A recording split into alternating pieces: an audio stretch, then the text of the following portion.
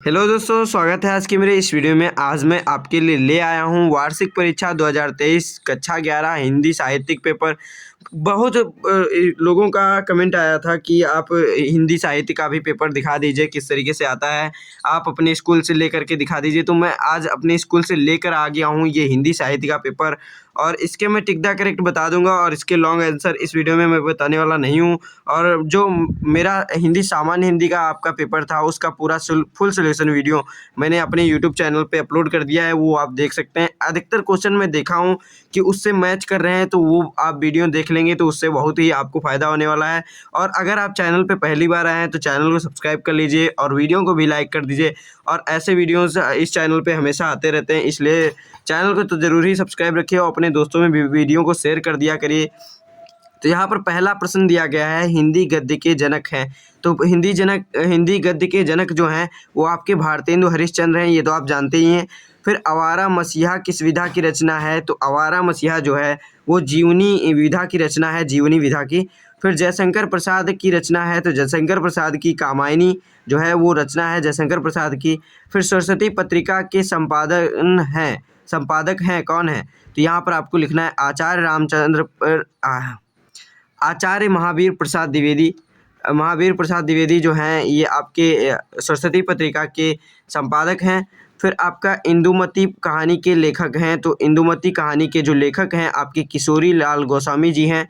फिर यहाँ पर आपका राम भक्ति शाखा के प्रतिनिधि कवि कौन है? प्रतिनिधि कवि कौन है? तो तुलसीदास जी हैं, जो राम भक्ति शाखा के प्रतिनिधि कवि हैं। फिर पृथ्वीराज रासो की रचना है, तो पृथ्वीराज रासो की रचना जो है वो आपकी चंद्रवरदाई पृथ्वीराज रासो की रचना है। फिर तार सप्तक की प्रथम समयकाल क्या है? तो तार सप्तक का जो प्रथम समयकाल है वो आपका है 1943 ईस्वी। फिर आपका द्विवेदी युग की काल अवधि है, तो द्विवेदी युग की काल अवधि जो है वो आपकी 1900 से 1922 ईस्वी है। फिर कबीर दास की रचना है, तो कबीर दास की रचना आपकी साखी जो है वो कबीर दास की रचना है। फिर यहाँ पर आपको हिंदी गद्य से प्रश्न दिया गया है, ये गद्यांश दिया गया है, तो इसको आपको हल करना है। यहाँ पर इसके कुछ पीछे क्वेश्चंस दिए गए हैं, यहाँ पर आपको हिंदी गद्य के कुछ क्वेश्चंस दिए गए हैं। यहाँ पर ये क्वेश्चन दिए गए हैं, गद्य ऊपर दिया गया है, उधर भी पेज पे दिया गया था। फिर यहाँ से लेकर के ये जो गद्य दिया गया है इसकी व्याख्या भी करनी है। यहाँ पर कुछ क्वेश्चन पूछे गए हैं। फिर दूसरा आपका क्वेश्चन इसी में अथवा करके इसी का है, ये भी गद्य से है, और इसके भी कुछ क्वेश्चन यहाँ पर नीचे करने हैं। और ये आपका हिंदी साहित्य में भी पूछा गया था ये प्रश्न। और फिर नीचे आपका हिंदी पद्य खंड से आ जाता है, और यहाँ पर एक आपको पद्यांश दिया गया है इसका। फिर इसके बारे में कुछ क्वेश्चंस पूछे गए हैं, यहाँ पर आपको उनके बारे में बताना है। फिर यहाँ पर आपको निस दिन, ये मतलब आपका इसका अथवा में इसका एक और हिंदी पद्य का दिया गया है पेपर, मतलब इसका ये क्वेश्चन दिया गया है हिंदी पद्य से अथवा में। फिर यहाँ पर आपका इसी के कुछ क्वेश्चंस पूछे गए हैं हिंदी पद्य से, ये आप देख लीजिए। फिर चौथा प्रश्न आपको यहाँ पर दिया गया है, एक कवि या फिर मतलब कवि और लेखक दोनों के यहाँ पर दोनों प्रश्न दिए गए हैं। कवि और लेखक के दोनों के जीवन परिचय और साहित्यिक परिचय लिखना है 80 वर्ड में। फिर आपको कथानक के आधार पर बलिदान अथवा आकाशदीप कहानी के सारांश लिखना है, जो आपका बलिदान और आकाशदीप कहानी है उसका सारांश लिखना है।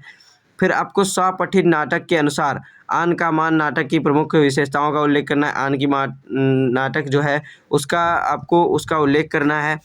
फिर हिंदी संस्कृत खंड से आपको ये क्वेश्चन पूछे जाते हैं, इसका हिंदी अनुवाद करना रहता है। तो यहाँ पर एक प्रश्न ये पूछा गया है, फिर अथवा में दूसरा प्रश्न पूछा गया है। फिर आपका ये खा नंबर क्वेश्चन है, तो इसमें फिर हिंदी मतलब संस्कृत पद्य से लिया गया है। तो इस तरीके से ये आप देख लीजिए, इस तरीके से है। फिर आगे आपके निम्नलिखित में से किन्हीं दो प्रश्नों को संस्कृत में अनुवाद करना है यहाँ पर। तो ये क्वेश्चन आपको दिया गया है, इधर फिर देख लीजिए। तो इनमें से आपको संस्कृत का अनुवाद करना था हिंदी में।